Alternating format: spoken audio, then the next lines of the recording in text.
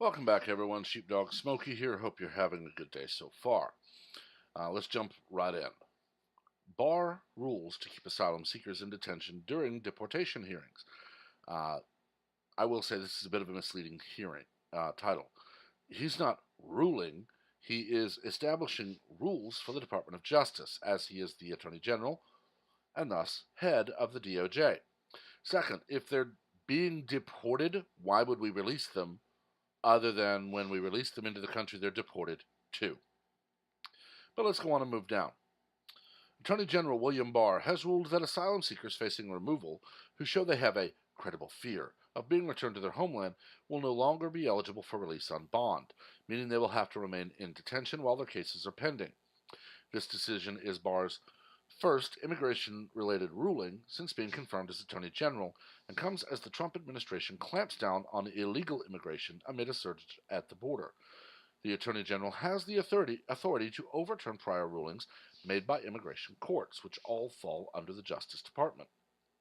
The question presented is whether aliens who are originally placed in expedited hearings and then transferred to full proceedings after establishing a credible fear become eligible for bond upon transfer.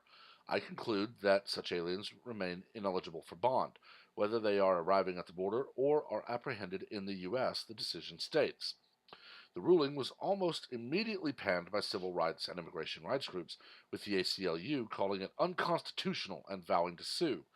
I would love for the ACLU to point to item and line and anything else, detailed part of the Constitution where it states you cannot be denied bond while being put through a court hearing for asylum because you are not American citizens. Please, ACLU, I have a copy of the Constitution.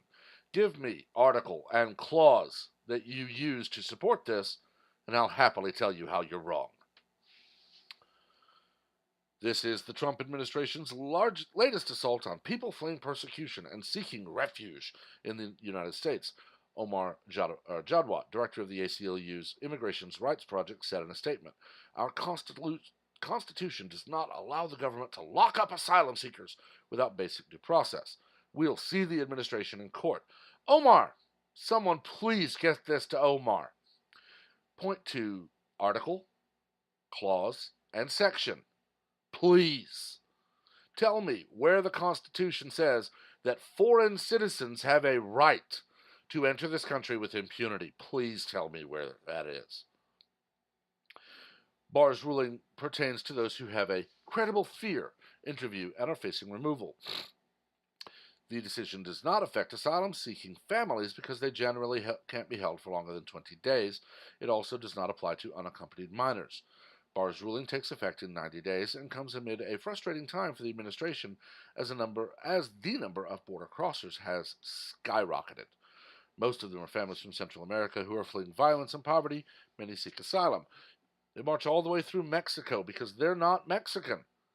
So they march all the way through Mexico, who's offered them asylum, offered them the legal ability to stay in Mexico, offered them work. But no, they turn all that down because they want to get to the U.S. There were a total of 161,000 asylum applications filed in the last fiscal year and 46,000 in the first quarter of 2019, according to the Executive Office for Immigration Review, which oversees immigration courts. Sarah Pierce, policy analyst for the Migration Policy Institute, said the number of decisions by immigration judges and that the administration of President Trump has referred to itself for review is unprecedented. The administration, under both Barr and former Attorney General Jeff Sessions, has reviewed a total of 10 immigration rulings. That's compared to 4 under all of Barack Obama's tenure and 9 during George W. Bush's. This has been a really unprecedented use of power to influence the immigration system, Pierce said. It's very simple, people. There is no right to break our laws. There is no right to enter our country. Just as there is no right to enter my home without permission, and there is no right to take away my property or to kick me out of my home or harm me in any way. You are not allowed to come into my home and demand I pay for everything that you need. Thus, you are not allowed to come into my country and demand I pay for everything you need and want. Immigration is not a right, it is a privilege.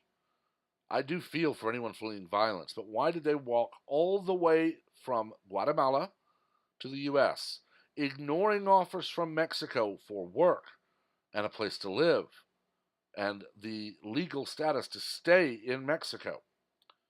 And the simple answer is Democrats and other liberals have, for years, made it very clear that if you can get to the U.S., you can get welfare and food stamps and CHIP and so many other things and WIC. And our government is doing nothing to stop it. Donald Trump proposes closing the border. You can't do that. Donald Trump proposes not allowing illegal aliens to just vanish into the woodwork. You can't do that. Donald Trump says taxpayer money should not support illegal aliens. Well, you're a horrible person. But when Donald Trump said, oh, you're a sanctuary city, we'll send you more illegal aliens. How dare you do that? I've said it before, I'll say it again. Donald Trump could walk across walk across the Potomac to hand deliver the cure for cancer that he and he alone developed and that works. And the headline on virtually every network out there would be Donald Trump, afraid of water, puts oncologists out of work.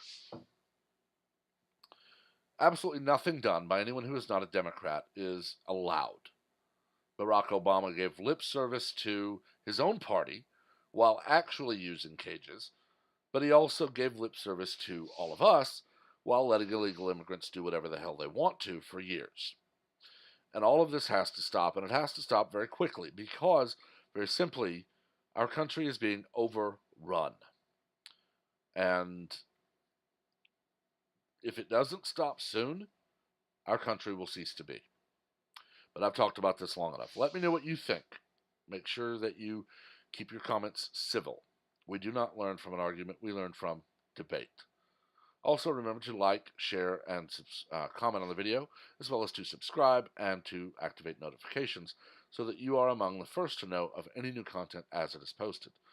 Until next time, everyone have a wonderful day.